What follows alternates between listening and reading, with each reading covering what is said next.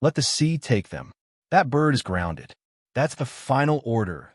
Chief, the voice of Commander Thorne, sharp and brittle as breaking ice, cut through the controlled chaos of the Combat Information Center aboard the USS Sovereign. The handful of officers and ratings who weren't glued to their consoles flinched, their gazes darting towards the source of the pronouncement, and then, with a mix of pity and morbid curiosity, to its recipient. The crowd didn't laugh, not outwardly. The situation was too dire for that. But a current of grim consensus rippled through the room. A shared, unspoken agreement that the commander was right, that the mission was a catastrophic failure, that the men out there were already ghosts. In the heart of the storm-lashed North Pacific, 500 SEALs, the entirety of Task Force Talon, were scattered across a string of collapsing oil platforms and rocky islets, their extraction vessels swamped and sunk by the unforecasted fury of Typhoon Kitsana. Their calls for aid, once sharp and professional, had grown increasingly desperate over the last 3 hours, distorted by the screaming wind and the shrieking of tortured metal. Now, there was mostly silence. Chief Warrant Officer Anya Sharma, the pilot Thorne had addressed, offered no verbal or emotional reaction. She stood before the main tactical display, a small, still point in the swirling vortex of anxiety. Her flight suit, devoid of flashy patches, seemed a size too big for her slight frame. Her dark hair was pulled back in a severe, regulation bun, revealing a face that was calm, focused, and utterly unreadable. She didn't argue. She didn't plead. She simply gave a slow, deliberate nod. "Understood, sir," she said, her voice quiet but clear, a single, smooth stone dropped into a raging river. Thorne, a man whose authority was directly proportional to the volume of his voice, seemed to swell with the perceived obedience. "Good," he boomed, turning to his executive officer. "Scrub the exfil. Log the task force as lost in action. I'm not sacrificing a $500 million experimental aircraft and its pilot for a lost cause. Not on my watch." He glanced back at Sharma, a sneer twisting his lips. He saw a box ticker, a paper pilot, someone who had likely gotten her wings through some diversity initiative. He saw a woman who didn't have the stomach for the hard calls. He saw weakness. But Admiral Vance, monitoring the unfolding disaster from his flag bridge via a secure tactical feed, saw something else entirely. He wasn't looking at Sharma's face. He was looking at her hands. While Thorne pontificated, while the CIC descended into a mood of grim resignation, Sharma's hands had never stopped moving. With an economy of motion that was almost hypnotic, she was tapping commands into a ruggedized tablet tethered to her wrist, her fingers dancing across the screen. She was pulling up micro-weather data, overlaying thermal signatures from the last known SEAL positions, running fuel consumption models against rotor torque tolerances and shearing winds. She wasn't accepting defeat. She was defining the battlefield. Vance leaned closer to his monitor, a flicker of recognition in his old, sea-wise eyes. He'd seen that quiet, intense focus before, in places that didn't exist on official maps, in pilots who had long since become legends. He saw the stillness not as passivity, but as the profound calm that precedes an act of impossible will. If you believe that true courage is found not in loud commands, but in quiet resolve, type silence below. The commander's declaration hung in the air, a toxic miasma of defeat.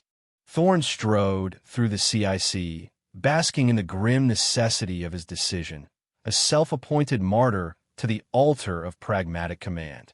He was playing the part of the hardened leader, forced to make the terrible calculus of war. To him, the 500 men of Task Force Talon were now a sunk cost, a tragic but acceptable loss in the face of an unbeatable foe, nature itself.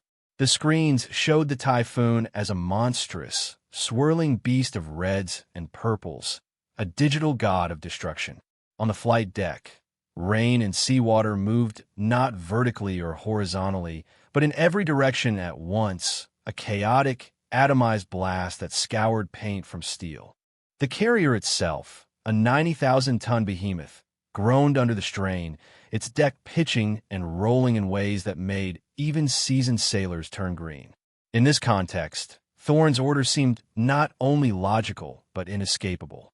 Sending any aircraft into that maelstrom was not a rescue attempt. It was a suicide note. He stopped by the station of a young communications petty officer who was still trying to raise the SEAL commander on a guard channel. "Son," Thorne said, placing a heavy, paternalistic hand on his shoulder. "You can stop. They're gone. Let them have some peace." The petty officer looked up, his face pale, and slowly, reluctantly, powered down his transmitter. The final, faint crackle of static from the speakers felt like a soul leaving a body. The entire room seemed to exhale a collective sigh of surrender. But Anya Sharma had not surrendered. Her nod to Thorne had not been an acknowledgement of his authority to end the mission. It had been an acknowledgement that he had finished speaking. Her quiet, "Understood, sir," was not an agreement with his order, but a simple statement of fact. She had heard the words he had spoken. The distinction was everything. She turned from the main display and walked, not toward the exit, but toward the heavily armored hatch that led to the hangar bay access corridor. Her walk was unhurried, a model of energy conservation. Every eye in the CIC followed her. A confused murmur rippled through the space. "Where does she think she's going?" someone whispered. Thorne, noticing the shift in attention, turned, his face clouding with irritation. "Chief," he barked, "I gave you an order. You are grounded. Stand down and report to your ready room." Sharma paused at the hatch, her hand on the release wheel, but she did not turn around. "You ordered me grounded, sir," she replied, her voice still unervingly calm, carrying easily over the hum of the electronics. "You did not, however, order me to stand down. My pre-flight checklist is not complete." Without another word, she spun the wheel and disappeared into the corridor, the hydraulic hiss of the closing hatch punctuating her sentence. The CIC was left in stunned silence. Thorne's face went from ruddy with anger to a blotchy, dangerous purple. He had been publicly challenged, his authority questioned by the very person he had dismissed as a meek subordinate. His humiliation was palpable. He jabbed a finger at his XO. "Get security down to Hangar Bay 3. I want that pilot in irons. She's relieved of duty, effective immediately." But the XO hesitated, his eyes wide, looking not at Thorne but at the tactical screen Sharma had just been working on. She had left her wrist tablet synced to the main display. On it, a complex flight path was now overlaid on the Typhoon's eye wall, a terrifying, corkscrewing route that threaded a needle through the worst of the shearing winds. It showed a dozen pinpoint landing zones, each calculated to the second, timed to the brief lulls as the waves crested and troughed. It wasn't a suicide note. It was a plan so audacious, so impossibly precise, that it looked like something drawn from science fiction. It was the work of a professional who had already fought this storm in her mind 1,000 times and had found a way to win. The silence that followed was no longer one of resignation. It was the silence of awe. The corridor to the hangar bay was a world away from the sterile, climate-controlled bubble of the CIC. Here, the ship was alive, its steel plates groaning and creaking like the ribs of some great leviathan. The roar of the storm was a physical presence, a deep, resonant vibration that traveled through the soles of Sharma's boots and into her bones. She moved through the red-lit passageway with a familiar, practiced gait, her body automatically compensating for the violent lurches of the deck. She felt the ship not as an obstacle, but as a living partner in the dance, its rhythms telling her everything she needed to know about the state of the sea. When she emerged into Hangar Bay 3, the scene was one of barely controlled chaos. Maintenance crews were struggling to secure aircraft, their forms silhouetted against the slivers of churning gray sky visible through the massive, storm-lashed elevator doors. The wind howled through every seam, carrying with it a horizontal blast of freezing salt spray. In the center of the bay sat her aircraft, the V-44C Ghost. It looked less like a machine and more like a predator, its composite skin a flat, non-reflective gray that seemed to drink the ambient light. Its twin rotor nacelles were tilted forward in their cruise configuration, giving it the menacing profile of a hammerhead shark. It was an experimental craft, a one-of-a-kind platform packed with classified avionics, a reinforced airframe, and engines that produced 30% more thrust than the standard V-22s it was based on. It was a monster built for nights like this. Her maintenance chief, a grizzled master sergeant named Gunny Miller, saw her approaching. He held up a hand, his face a mask of concern. "Chief, we heard the command," he yelled over the din. "Thorn grounded you. Security is on their way down." Sharma didn't break stride. She reached the cockpit access ladder and began her climb, her movements fluid and efficient.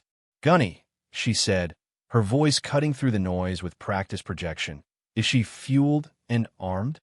Miller hesitated for a fraction of a second, a war playing out behind his eyes between the commander's direct order and the unshakable loyalty he felt for the quiet pilot he had served with for 5 years. He had seen her fly in conditions that would have torn the wings off a normal aircraft.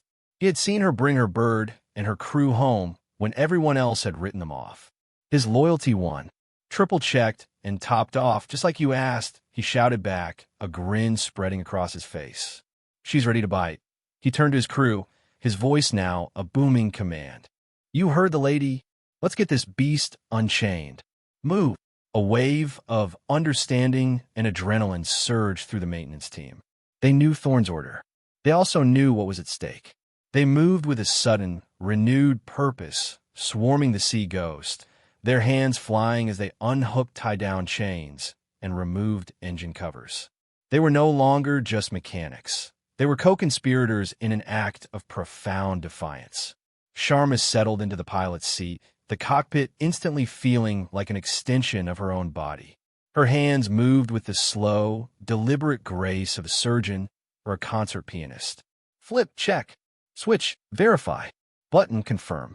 Each action was a verse in a long-practiced poem of preparation. She wasn't rushing.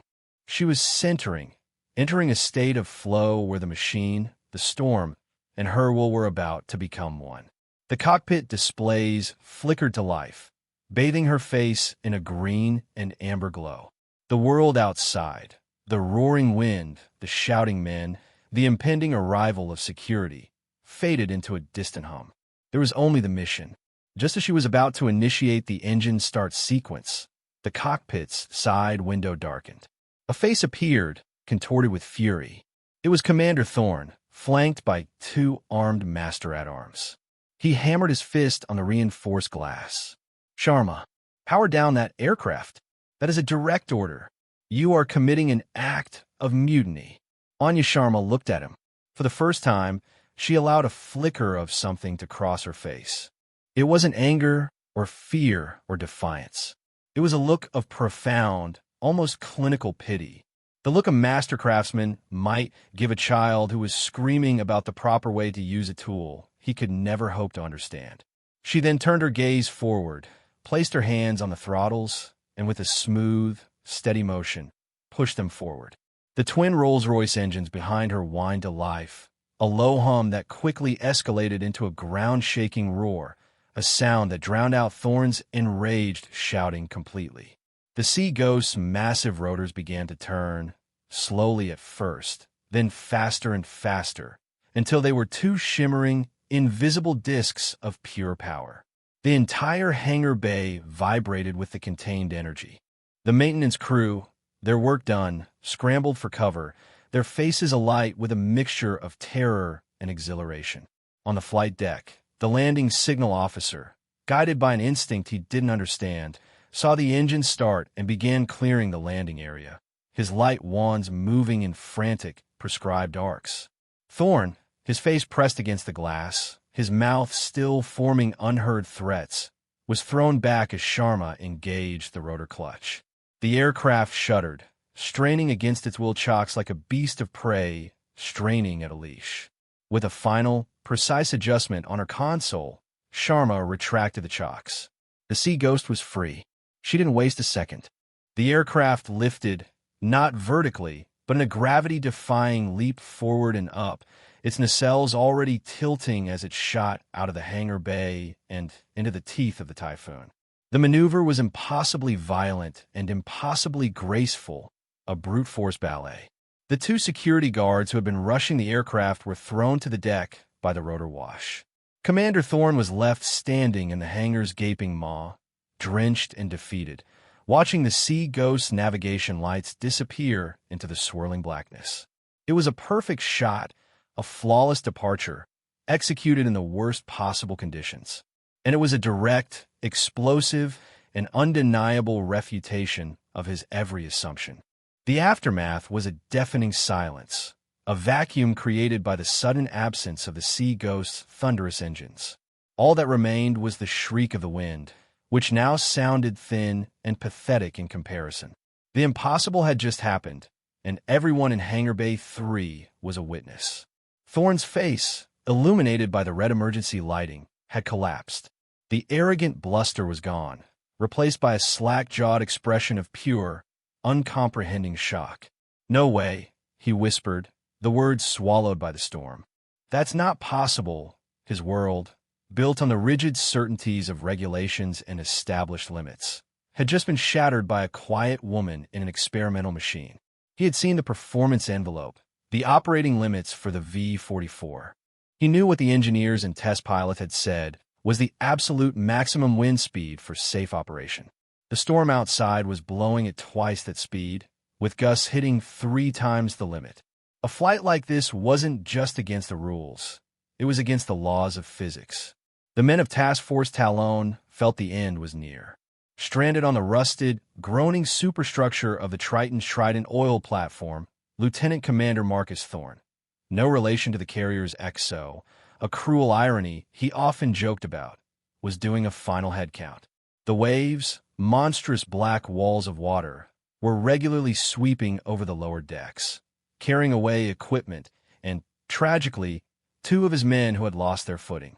The platform's legs were groaning, screaming a protest of tortured steel that signaled imminent collapse. His comms were dead. Their hope, a flickering candle for the last hour, had been extinguished. He gathered his senior chiefs. "This is it," he said, his voice raw from shouting over the wind. "Keep the men together. If the rig goes, we activate our beacons and try to stay in groups. Godspeed." As he spoke, a sound began to penetrate the roar of the storm. It was a low, rhythmic thumping, a sound that had no place in the natural symphony of chaos around them. It grew louder, a deep, resonant chopping that felt less like a sound and more like a pressure change in the air. One of his men, a young SEAL with eyes wide with a mix of fear and disbelief, pointed a trembling finger into the black, rain-lashed sky. "Sir." Look through a momentary break in the deluge. They saw it. 2 glowing green discs cutting through the darkness. The unmistakable profile of an osprey, but one that moved with an unnatural stability, holding its position against the hurricane-force winds as if anchored to the sky itself. It wasn't flying, it was fighting its every surface, every control actuator, every line of code in its flight computer engaged in a brutal, second-by-second war against the atmosphere. Inside the Sea Ghost, Anya Sharma was not a pilot. She was a nerve center, a nexus point where human intuition and machine logic merged into a single functioning entity. Her eyes, dilated and focused, scanned a dozen displays at once, processing terabytes of data: airspeed, altitude, rotor torque, engine temperature, wind shear vectors, wave periodicity. Her hands and feet moved in a constant, fluid series of micro-adjustments on the stick, rudder, and throttle controls. She wasn't fighting the storm. Fighting it was impossible. She was yielding to it, absorbing its energy, and using it, redirecting its force in a sublime act of aerodynamic judo. She brought the Sea Ghost into a hover 50 feet above the platform's helipad, a space that was pitching and yawing like a child's toy. The rotor wash, a focused hurricane of its own, blasted the deck clear of water, creating a small, temporary island of relative calm in the middle of the chaos. The ramp lowered. "Talon lead, this is Whisper." Her voice came over the SEAL's local comms, calm and clear as a bell. "You have 60 seconds to board." Go. The SEALs, trained to react without hesitation, didn't need to be told twice.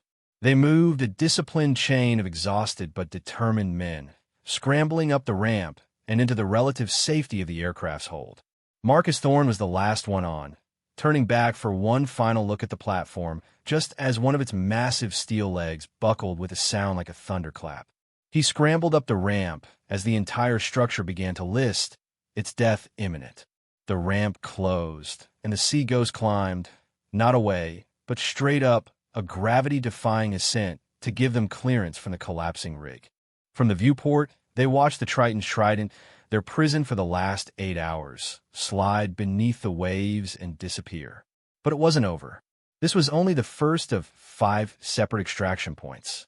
For the next hour, Sharma repeated this miracle. She pulled a squad from the collapsing mouth of a sea cave, timing her approach to the split second between massive swells that would have smashed her aircraft against the cliffs. She plucked men from the deck of a listing freighter that had been swept out to sea, her rotors clearing its swinging cranes by inches. Each extraction was a unique, impossible problem solved in real time. Each maneuver was a testament to a level of skill that bordered on the supernatural. Her final pickup was the most dangerous, a small team of combat controllers perched on a navigational buoy, the only solid point for miles. A normal helicopter couldn't get near it without its rotors striking the central mast. An Osprey was even wider. Sharma transitioned the Sea Ghost into airplane mode, screaming in at over 200 knots just feet above the waves. Then, at the last possible second, she executed a maneuver that had no name in any flight manual. She pitched the nose up, killed her forward momentum, and tilted her nacelles just enough to achieve a stable, semi-stalled hover, with the buoy positioned perfectly between her 2 rotors. It was a feat of airmanship so extreme, so far outside the documented capabilities of the aircraft, that the SEALs watching from inside the hold could only stare in silent, religious awe. When the last man was aboard and the ramp was up, she transitioned back to forward flight and climbed above the worst of the weather, setting a direct course for the USS Sovereign. In the hold, 500 battle-hardened operators, men who had seen the worst of humanity and the best of its courage, sat in stunned silence. They didn't cheer. They didn't celebrate. They were too overcome with a profound sense of reverence. They had not just been rescued. They had witnessed a miracle. Back on the carrier, the mood in the CIC was one of suspended disbelief. They had tracked Sharma's progress on their screens, watching her energy signature dance through the heart of the storm, a single firefly in a hurricane. They had seen her icon stop at each of the task force's last known locations, linger for a few minutes, and then move on. No one spoke. Commander Thorne stood frozen in place, his face a pale, sweat-sheen mask of cognitive dissonance. Every law of aviation, every regulation in the book, every fiber of his experience told him what she was doing was impossible. Yet the data pouring in from the Sea Ghost telemetry feed was undeniable. It was happening. Then the call came. It was Sharma's voice, as calm and even as it had been when he had ordered her to stand down. "Sovereign, this is Whisper. I have Talon on board. All 500 souls accounted for. Returning to Mother. I'll need a clean deck. Expect a dead stick landing." A collective gasp went through the room. A dead stick landing. No power. She was on a glide a 26-ton, twin-rotor aircraft onto a pitching carrier deck in the middle of a typhoon. It was the final, unbelievable flourish. Thorne finally broke, slumping into a chair, his head in his hands. He didn't just utter a phrase of disbelief. He began to whisper it, over and over again, like a mantra of a broken man. Not possible. Not possible. Not possible. The arrival of Admiral Vance in the Combat Information Center was as quiet and momentous as a change in tide. The side hatch hissed open, and he stepped inside, flanked by his flag lieutenant. He was a tall, lean man, his face a roadmap of a long career spent staring into the sun and the sea. He wore his crisp, khaki uniform without a hint of ceremony, yet it carried an immense weight of authority. The low hum of the CIC seemed to dip in volume as every officer and rating turned to face him, their postures instinctively straightening. Vance's eyes, a pale, piercing blue, swept the room, taking in the stunned faces the chaotic data on the screens, and the broken form of Commander Thorne, still slumped in his chair. The Admiral's gaze was cold, hard, and utterly unforgiving. He walked directly to the main tactical plot, his polished shoes making no sound on the deck. He completely ignored Thorne, as if the man were a piece of furniture. "Lieutenant," Vance said to his aide, his voice a low baritone that commanded absolute attention. "Bring up the personnel file for Chief Warrant Officer 5 Anya Sharma. Display it on the main screen." "Authorization, Vance." Omega 7-inch the lieutenant, who had clearly anticipated this command, produced a data slate and interfaced it with the CIC's primary display. Thorne's tactical maps and weather overlays vanished, replaced by a stark, black and white personnel jacket. A photograph of Sharma, looking impassively at the camera, appeared on the left. On the right, lines of text began to scroll, each one landing with the percussive impact of a nail being hammered into a coffin. The narrator's voice, once descriptive, now became a staccato, rhythmic litany of fact, a drumbeat of undeniable truth. Unit 160th Special Operations Aviation Regiment. The Night Stalkers. Designation: Element Lead, Experimental Flight Division. Call sign: Whisper. Flight hours: 12,000. 8,000 logged in active combat zones. Medals: Distinguished Flying Cross with Valor Device for actions in the Hindu Kush. The Air Medal: 16 separate awards. The Bronze Star. The Legion of Merit. Special qualifications: High Altitude High Opening Master.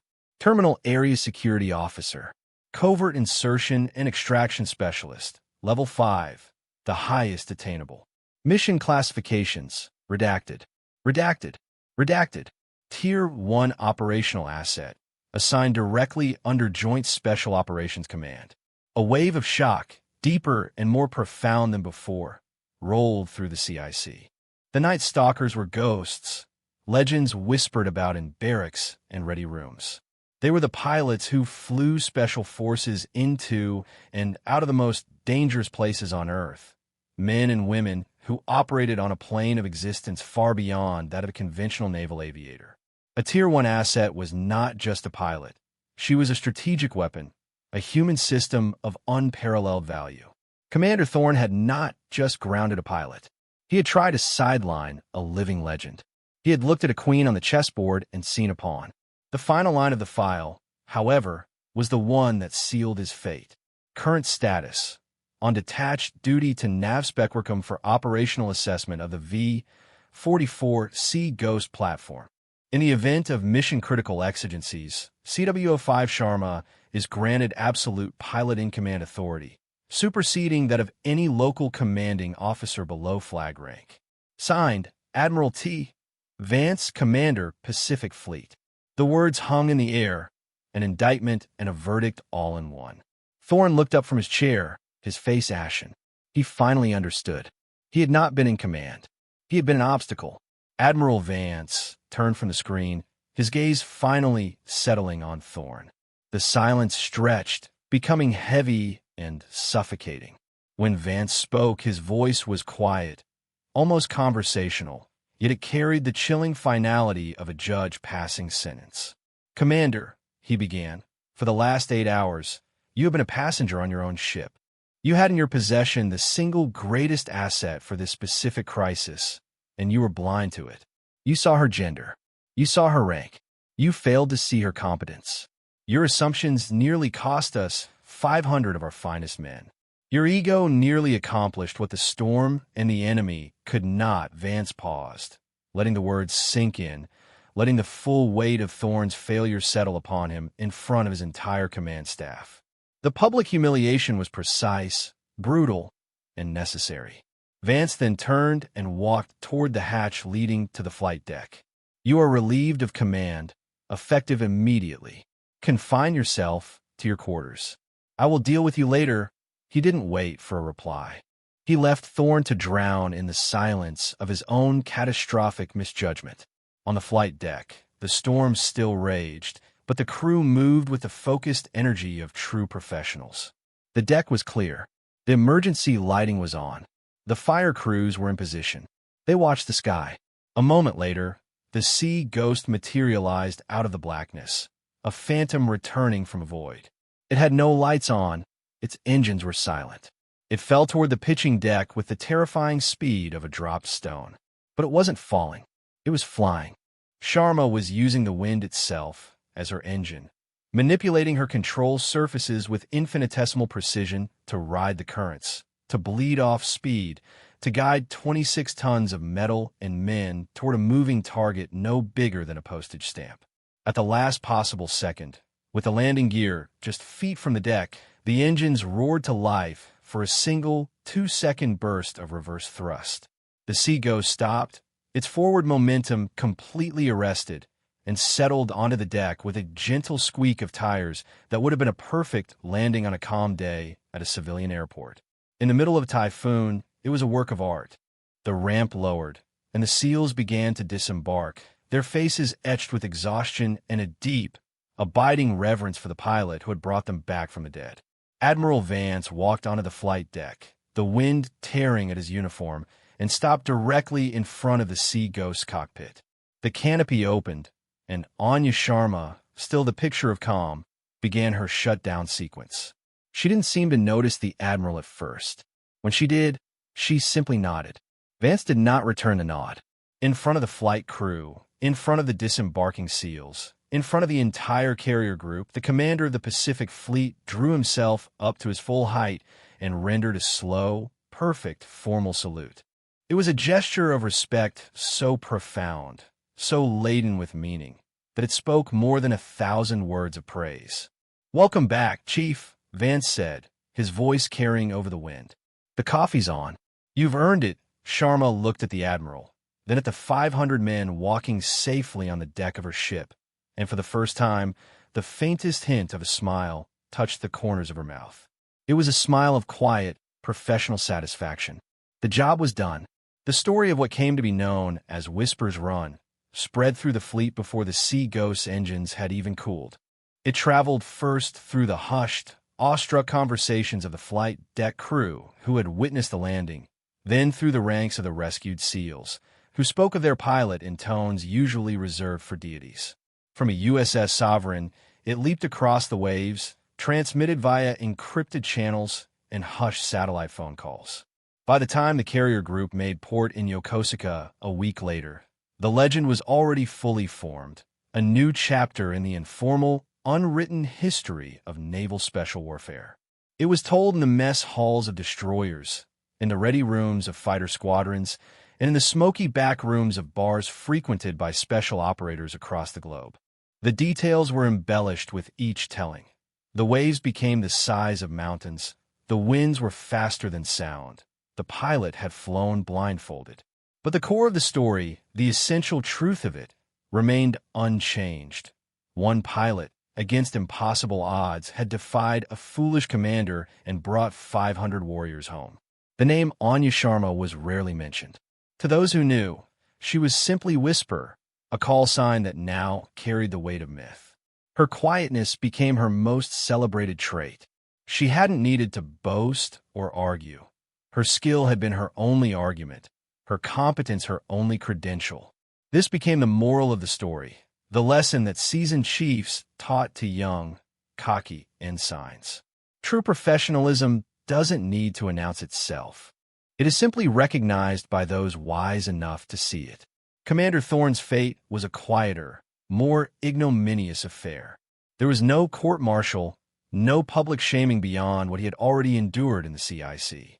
Admiral Vance understood that some failures are so absolute that formal punishment is redundant. Thorne was quietly reassigned to a desk at the Pentagon, a bureaucratic ghost haunting the labyrinthine corridors of command, tasked with reviewing procurement contracts for naval shipyards. It was a career death sentence. He was a man who had commanded a carrier battle group, now reduced to initialing requisitions for paint and fire extinguishers. He was seen occasionally, a hollowed-out figure who avoided eye contact, his once booming voice now a permanent whisper. The arrogance had been scoured out of him, leaving behind a brittle shell of regret. 6 months after the incident, he crossed paths with Sharma in a hallway at Naval Station Norfolk. She was there to debrief a team of engineers on the Sea Ghost performance. She was dressed in simple khakis and a polo shirt, looking like any other civilian contractor. Thorne froze, his hands starting to tremble. He opened his mouth, a torrent of apologies, excuses, and self-recriminations welling up inside him. He needed to explain to atone. "Chief," he croaked, his voice barely audible. I'm sorry." Sharma stopped and looked at him. There was no anger in her eyes, no triumph, not even pity. There was only a calm, professional assessment. She saw a man who had learned a hard lesson, a lesson that had cost him everything. She gave a single, brief nod, the same nod she had given him in the CIC. And then she walked past him, her mind already on the complex telemetry data and fluid dynamics she was there to discuss. Her silence was his final, crushing judgment. She had already moved on. For Anya Sharma, the aftermath of Operation Serpent's Coil was a return to her preferred state of anonymity. Admiral Vance had offered her a public commendation, a medal ceremony on the White House lawn. She had politely declined. In her official report, a masterwork of concise, technical prose, she gave full credit for the success of the rescue to the durability of the experimental aircraft and the professionalism of her maintenance crew under Master Sergeant Miller. She recommended Miller for a Navy Cross, a recommendation Vance immediately approved. She deflected all praise, retreating to the quiet sanctuary of the hangar. She was most at home there, covered in grease, meticulously calibrating a rotor actuator or mentoring a young airman on the intricacies of a turbine engine's fuel system. She taught them not through lectures, but through action. She showed them the right way to safety wire a bolt, the precise torque to apply to a hydraulic line, the patient, methodical process of chasing down an electrical gremlin. Her philosophy was simple. Competence is a habit built through 1,000 small, perfect repetitions. Excellence is not a goal. It is a byproduct of discipline. The crew of the USS Sovereign, however, refused to let her actions fade into a quiet footnote. Led by Gunny Miller and the rescued SEALs of Task Force Talone, they took up a collection. They had the Sea Ghost tail rotor, which had been damaged during the final, brutal landing, salvaged before it could be scrapped. The twisted, scarred piece of composite and titanium was painstakingly restored and mounted on the main bulkhead of Hangar Bay 3, a permanent monument in the heart of the ship. Beneath it, a simple brass plaque was affixed. It did not bear Sharma's name or rank. It simply read, Serpent's Coil, October 17th, 500 returned. It was a testament not to a single person, but to a principle. The principle that in the final analysis, the only thing that matters is getting the job done and bringing your people home. Every new pilot, every young sailor who joined the Sovereign's crew, would see that rotor and ask its story. And they would be told the legend of Whisper's Run, a story of quiet competence in the face of loud, arrogant failure. A year later, in a tiered lecture hall at the Naval Aviation Officer Candidate School in Pensacola, Florida, the lights were dim. A class of 100 aspiring pilots, their young faces a mixture of eagerness and apprehension, stared intently at a massive screen at the front of the room. On the screen was a 3D tactical replay, a complex ballet of moving icons and cascading data streams. It was the declassified flight recording of the Sea Ghost from the night of Typhoon Ketsana. Their instructor, a grizzled former F-18 pilot with the call sign Sledge, stood beside the display, a laser pointer in his hand. He was not a man given to hyperbole, but as he spoke about the recording, his voice was filled with a palpable sense of reverence. "Gentlemen and ladies," he began, his voice a low, gravelly rumble, "you are about to witness the single greatest feat of airmanship in the last 50 years. What you are seeing is not a simulation. This is real telemetry data." He used his laser pointer to circle the swirling, chaotic vortex of the Typhoon. The official performance envelope for the V-44 states it is not to be operated in winds exceeding 60 knots. On this night, Chief Warrant Officer Sharma flew into sustained winds of 120 knots. With gusts exceeding 150 inch, he then guided the cadets through the flight, moment by agonizing moment. He showed them the impossibly precise hover over the oil rig, breaking down the constant, microscopic adjustments to the rotor pitch and engine torque required to hold that position. He showed them the hair-raising extraction from the sea cave, displaying the forward-looking infrared data that revealed Sharma had been navigating by the thermal difference between the rock and the water, flying with a level of sensory awareness that seemed almost inhuman. Finally, he came to the dead stick landing. He paused the recording, showing the sea ghost as an unpowered icon, falling toward the carrier. Regulations state that in the event of a dual-engine failure over water, the pilot is to ditch the aircraft and await rescue. The V-44 is not designed to auto-rotate or glide. It is, for all intents and purposes, a brick. He then let the recording play. The cadets watched in stunned silence as the brick performed its impossible, graceful dance with the wind, landing with more precision than most of them could manage on a clear day with a fully powered aircraft. When the replay finished, Sledge turned up the lights. The faces of the cadets were pale with awe. "Your textbooks, your simulators, your instructors," Sledge said, his gaze sweeping across the room. "They will all teach you the limits. They will teach you what is possible. Your job, as officers and aviators, is to understand that those limits are sometimes just a failure of imagination." Commander Thorne, on the Sovereign, he knew the limits.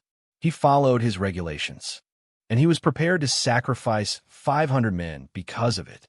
The pilot of this aircraft understood a higher law, the law of competence, the law of duty. She understood that her skill did not belong to her. It belonged to the men she was sent to save. He let that sink in. The story of Whispers Run is now mandatory curriculum at every Special Operations Training Command in the Armed Forces. It is the ultimate case study in pilot-in-command authority, in the moral courage to defy an unlawful or incompetent order, and in the profound power of quiet, demonstrated professionalism. The lesson of Anya Sharma's flight had transcended anecdote and become doctrine. Her actions that night had redrawn the map of what was considered possible, not just in aviation, but in leadership. Her story became a foundational myth for a new generation of warriors, a reminder that the loudest voice in the room is rarely the wisest, and that the greatest strength is often found in the deepest silence. A legacy is not a monument you build to yourself.